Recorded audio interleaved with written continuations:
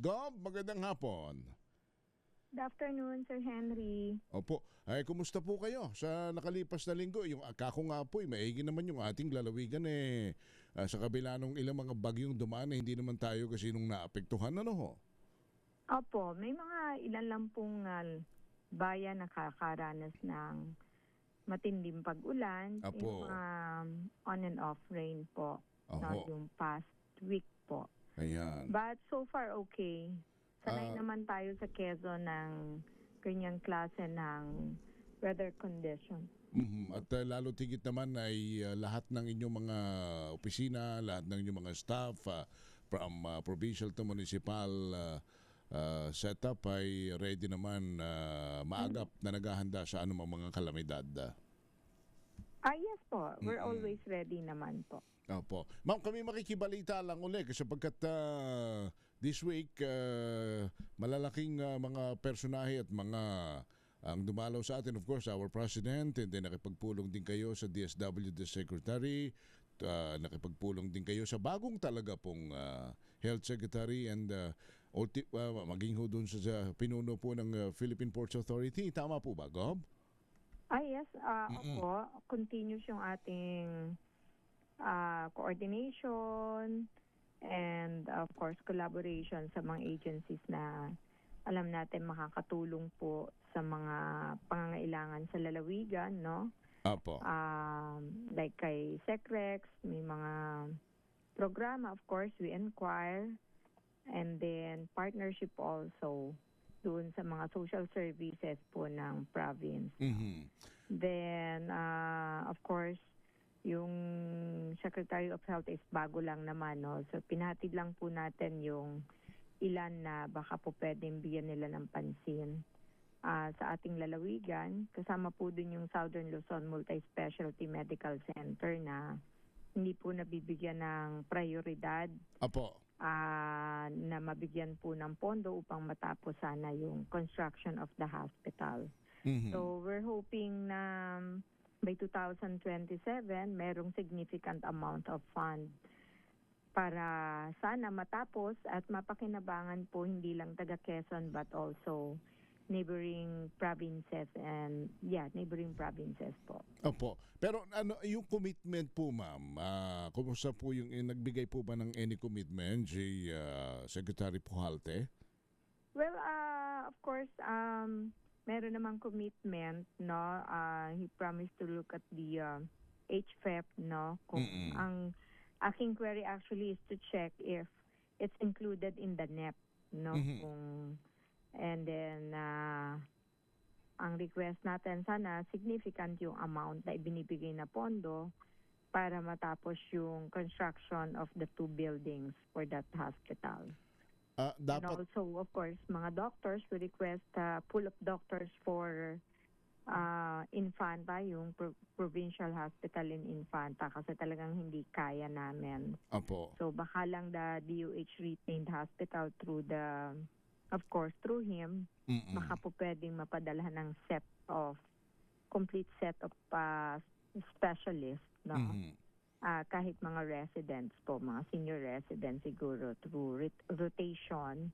Very important po dun sa lugar na yun. Very difficult po mag-hire, no? Yung interest ng mga doctors na natin na consultant, very difficult to find interested doctors who will go in that area kasi nga malayo po, no? So, Apo. yun yung isang challenge sa amin. Kasi ang pagtatayo po niyan, ang pagdaragdag niyan ay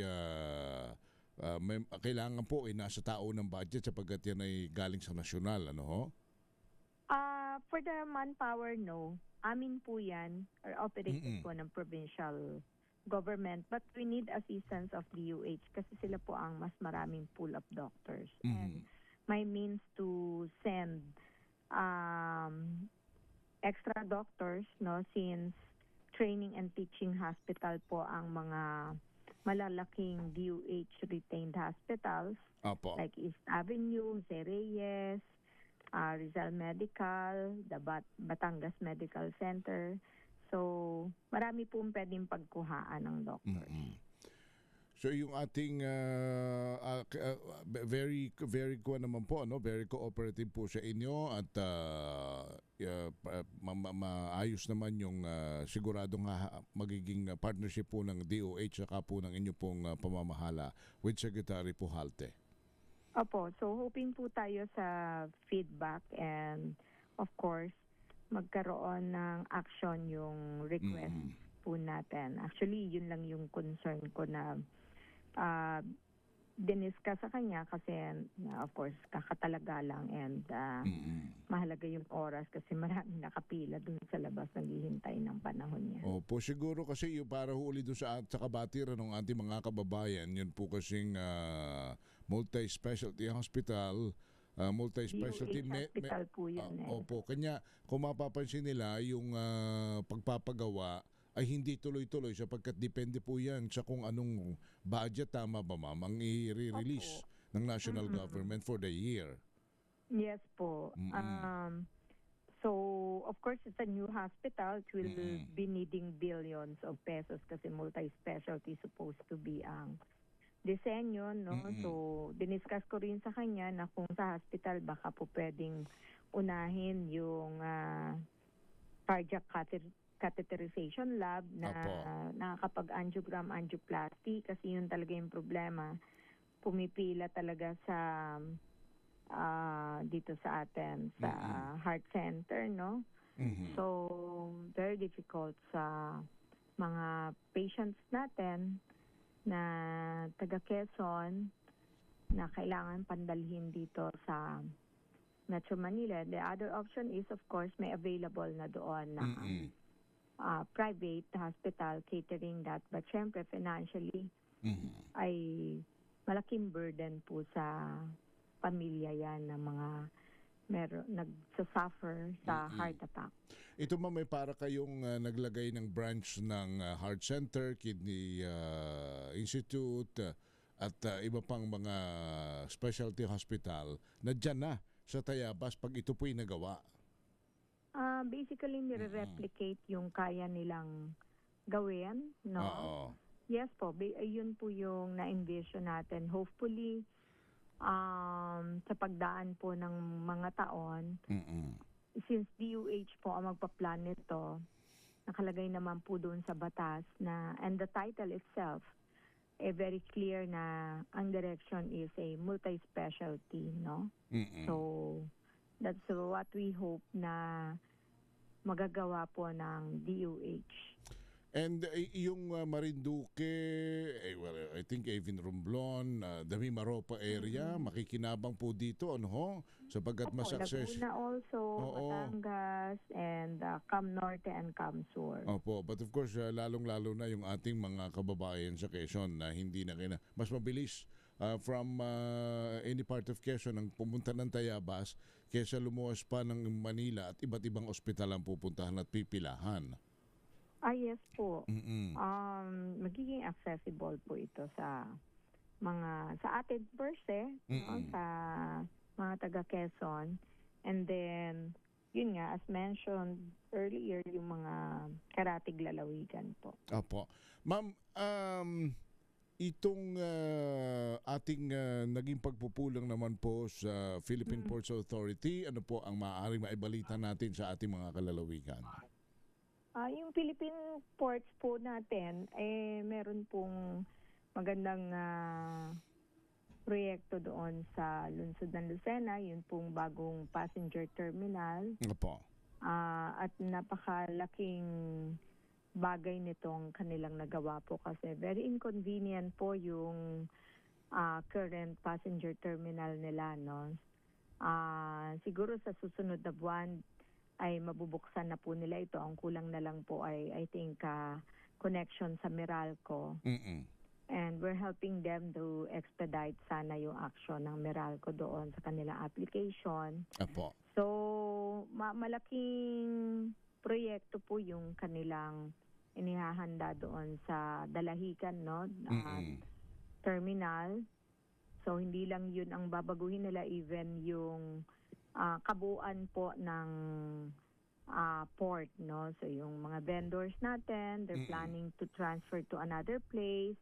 And then meron na ring exchange transport. So inaasahan din na yung mga passenger buses can Apo. pick up passengers, no? So currently po kasi from the port, Mm-mm. sasakay pa yung mga yan ng jeep eh. Ang dami-dami pong bit-bit, di ba? Mhm. Ng mga bagahe o produkto. Then pupunta po sila sa Grand Terminal sa diversion road, Mm-mm. along diversion road. Para lang po sumakay ng bus going Metro Manila or Apo. kung saan mang destination nila. So, maganda po yung plano nila na to unburden our commuters na pagdating pa lang doon, may sasambot na po sa kanilang, it's either a shuttle bus Apo. and then papunta po doon sa passenger bus. No? So, yan po yung mga future plan and of course lalawak na po yung pagkadaong pa lang, walang congestion. No? So, yung terminal, nakakatuwa kasi 900 at one time Wow. na naghihintay. So, malaking bagay po Dami. yun kasi currently nagte-10 pa na extra. Opo. Ma'am, tapos itong improvement din ng Plaridel Siain International Seaport, ano ho? Ito'y isa rin sa inyo pong napag-usapan. Opo, yung Siain po kasi for the longest time, yun po ay na-establish nung panahon na peak po yung copra, no? Pag-export ng copra, nagkaroon po ng international port dyan. No? In fact, may customs office po dyan sa Siain. Pero Apo. sa pagbagsak po ng copra, no, bumaba, and hindi na po na-utilize, nag-dilapidate po yun, International Siain Port, no, Siain Apo. International Port. So, nag-request na po ako nung ako po nasa Kongreso, nag-request na po ako kay GMJ. Nagawa na po nila ang unang bahagi niyan. Wow. Pero kulang pa po para ma-maximize po at ma-utilize sa mga ports na may mga congestion, isa sa option sana ito, Plaridel Port. So, malawak yung plano po for this project at nagpapasalamat tayo na itinutuloy po ng PPA yung pagpupondo. So may phase 2 po sila na gagawin. Nasa stage pa lang sila ng planning. And I've invited GM mismo to see it in person so that mas maunawaan yung pangangailangan doon and yung potential po ng port, no? Apo. Napakalaki po magiging economic benefits nito sa ating lalawigan, lalong-lalo na ano po sapagkat kung ito'y magiging international seaport, ibig sabihin yung mga dadaong dyan ay mga international commercial vessels na at beneficial po ito para dayu-dayuhin lalo na maraming mga investor, Governor. Yes, sir. Opo, no? Ito po ay will help a lot, no? Yung hindi lang sa Siain, sa Plaridel, but to neighboring towns also like Atimonan, Apo. like Gumacan, no? Then, in fact, kung ma-revive yung PNR, pwede rin pong i-connect yan doon kasi dumadaan po sa Plaridel yung PNR, no? Opo. So ito, nung kayo ay nasa House pa, nasa Congress pa, nag-request na kayo at nagawa na yung unang bahagi, the initial phase. Opo. Tapos kumbaga nakipag-meet kayo para uli doon sa mga further improvement pa. Opo. Kaya to fully utilize po the port. Aware naman po si GM at since ito po ay under their jurisdiction, then the master plan ay sa kanila po ito. So, I believe meron na po silang master plan for this. Opo, kasi malaking tulong din naman ito sa ating international port dito sa Manila kung malilipat dyan sa atin ng iba sapagkat madidecongest po tayo rito. Yes po. Depende po dun sa ma-identify nila yung, of course, yung location kasi masyadong keen off. Saan ba galing, etc. So I told him to, of course, help us And of course, yung Katanawan and San Narciso and San Andres, Mga bago po. mga bago naman. So, Yung San Andres po, existing po yan kasi Apo. may Roro po going Masbate. So kung ikaw ay pupunta ng Masbate, you have the option from San Andres naman. Marami po dumadaan. Marami na dyan. Oo. Opo, going Masbate, mas shorter po yan. Marami po Opo. dumadaan dyan. Actually, si Congresswoman Olga Cojan po siya dumadaan and the family. Every time magma-Manila po and going back Masbate. That's what she mentioned to me. No? So, nasimula na po nila yan, natapos na po nila yung first phase. So, pinag-usapan lang namin yung further expansion pa. So, very good news na pa ito, lalo na sa ating mga kababayan dyan sa Katanawan, San Andres area. And with this, palagay ko, yung lalong magbo-boom yung kanilang mga munisipyo as far as their Sir, yung Katanawan, ano yan? The Katanawan also. Connecting Marinduque naman yan. No? Apo. Kasi ang Katanawan po facing Marinduque. So, yung mga opportunities natin. We have katapat ng Bicol, and we have, so that's Region 5. And then, ito naman, Region 4B, sa Mimaropa, no, yung Marinduque. Apo. So, sisimulan din po nila yan. Nasa planning stage na po sila. Ayan. And thank you to GM Jason Tiago. Dito po sa... We're thankful sa kanya. Opo. Although ang dami po nating port, sir, na kailangan talaga ng tulong, and we hope to meet with Secretary Banoy Lopez para po dun sa mga municipal ports po natin. Opo.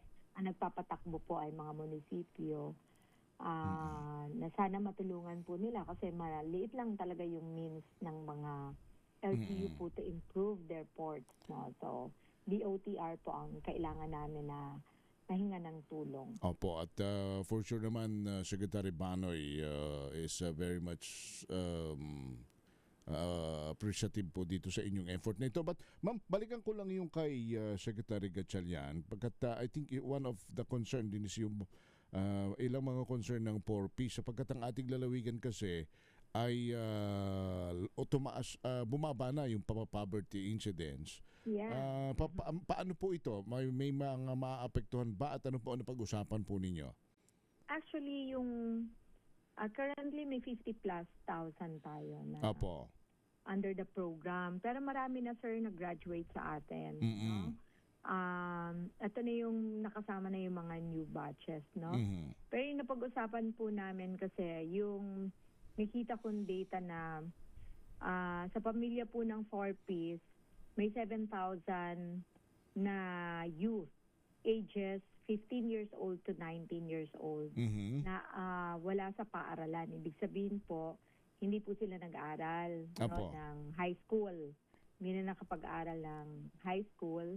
Maybe working, no? So, I wanna trace sana yung data kasi I will align that with the programs ng province in the prioritization on how can we bring them back to school or mga skills training natin. Mag-needs assessment kami, no? So, that's what I discussed. Kasi, kung you have the 4Ps, no? Apo. Okay, nag-i-improve yung other members of the family, pero may naiiwan. Sila yun ang sacrifice, eh.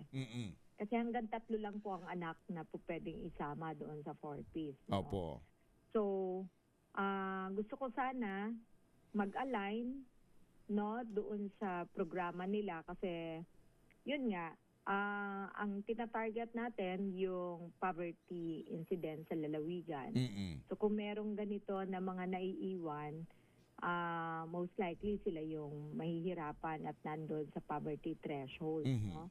Siguro, yun. And ask for his help kasi alam mo namang magaling na mag-isip din ng programa si Sec Rex, oo. no? So, sabi ko, how can we capture, how can we collab, etc. So, of course, is willing to help. Na ako naman, naaralin ko, I'm not saying we can address 100% the 7,000, but more or less tingnan namin how can we help to some of. Mm-mm. And So, then i- refer it to, some will be referred Opo. to the national government's program, no? Like Oo. DOLE has a program, TESDA has a program. Mm-mm. Yung mga programa nila ng national government, kung papaano namin din yun ma-access, no? Mm-mm. And in other words, yung ating mga kababayan na hindi dapat mag-alala sapagkat tuloy-tuloy yung inyong plano para sa kanila. Dito sa Porpis na ito, may gumraduate man, bumaba man ang ating poverty incidence, yung ibang mga kailangan pa rin alalayan through the DSWD. You're still working on it. Oh, of course. Sir, no? Marami pa pong kailangan gawin, no? So, yun yung goal namin, yung makita yung mga possible na iiwan sa community, sa ground, no? Yung mga ganitong sector, yung out of school youth. And then we'll craft a program for them. Apo. At wag mag-alala, yung ating, lalo na yung mga kwan yung binabanggit ninyo kanina, yung mga kabataan, hindi nakakapag-aral, walang job opportunity, kailangan alalayan. Although may mga existing naman lalo na po, opo. Opo. Meron kaya lang, we just want to ensure na out of 7,000 plus, yung mga bata talaga, either nagtatrabaho yan o baka meron sa kanilang willing to go back to school. Apo. And we have the strengthening access to education program, no? So if not all, pailan-ilan nakakapagsama po kami, no? So and then we'll plan kung ano yung kaya naming gawin. Apo. At yung iba pang mga programa at proyekto, tuloy-tuloy pa naman po yan. For one, may marami pong mga estudyante ang nakinabang doon sa ating scholarship program, yung ating mga libreng gamutan, tuloy-tuloy pa rin. And I think next week maganda naman ang panahon. Palagay ko, ma'am, kayo ay not to mention pala itong sa mga senior citizen, meron din po kayong trabaho para sa mga senior citizen, ma'am, ano? Ma'am, ano ito? Partnership with McDonald's, no? So this initiative, usually McDonald's, they have programs in NCR or I don't know, pero matagal na daw since I think 2019 nilang program yan. Pero yung partnership, parang first time nila na province ang nag-initiate. Usually, munisipyo yung kanilang kapartner. Apo. So, through the public employment service office, yung PESO office namin, si Ma'am Jen, because I tasked her to craft a program para sa iba-ibang sectors. So, you have the senior citizen, PWD, solo parents, out-of-school youth, and yung SPES program namin. So, ang first niyang na-research siguro that McDonald's is doing such kind of program. And nag-collab kami and nag-identify ng mga franchisee na willing in different municipalities in Quezon. And then, nag-identify sila ilan lang ang kaya nila, no? So, but that's okay because it's a test pilot program namin for senior citizen, no? So, employment kasi to. So, yung kasi livelihood, we have that na, no? But the employment is first time and 5 months silang magsisweldo. Na 4 hours lang sila magtatrabaho, no? Ayan. So, titingnan namin, test namin, then baka din, we can partner with the mga local enterprise, mga groceries, etc. in Quezon. Soon, siguro, malls, etc. So lahat ng McDonald's, ma'am, sa atin ay bukas para sa proyektong ito. Yung mga seniors na gustong magtrabaho, connect with the PESO. Actually, sir, limited lang ang I think 2 lang per munisipyo. 2, opo. Pero malaking bagay. So, konti-konti lang po talaga. But Oo. for us is a good test namin kung paano tatanggapin po ng senior citizen yung employment Oo. opportunity, no? So, yun po. Baka naman ma'am sa mga susunod, for sure ba, sa mga susunod na araw, marami pang kumpanya at mga... Actually, Oo. marami pong interested, pero syempre, Oo. limited pa lang po. McDonald's pa lang po yung katuwang namin. Hopefully, sa susunod na taon po, magkaroon kami ng kausap or before the year ends, magkaroon kami.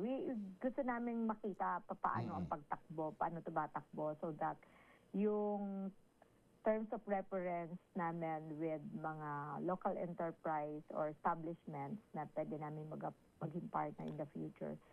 Alam namin kung anong mga rules and policies that we need to set. Sabi po nung ating mga texters, hindi papayag dyan ng Jollibee at saka Chowking. Hindi, welcome naman. Ano ma'am, any store and any chain for that matter, ano po, kung gusto makipag-partner po sa inyo, opo, mas maganda nga yun. Ayan po hinahanap namin. No? Opo. Na meron kami magiging katuwang. Na tutulong po sa ating mga kalalawigan. Oo. So sana yung mga nakikinig po sa atin sa ibang mga restaurant chain at saka yung mga malalaking kumpanya na mayroon po kayo sa Quezon ay maging kasali po kayo at kasalo ng ating governor sa project na ito para sa mga senior citizens. Gob, kami po nagpapasalamat for your time again. Salamat po ng marami sa inyo sa inyong impormasyong ibinahagi sa ating mga kababayan. Sir, thank you so much. Ingat po tayo. Happy weekend po. Happy weekend po. Si Governor Helen Tan, ang aming butihing gobernador sa lalawigan ng Quezon.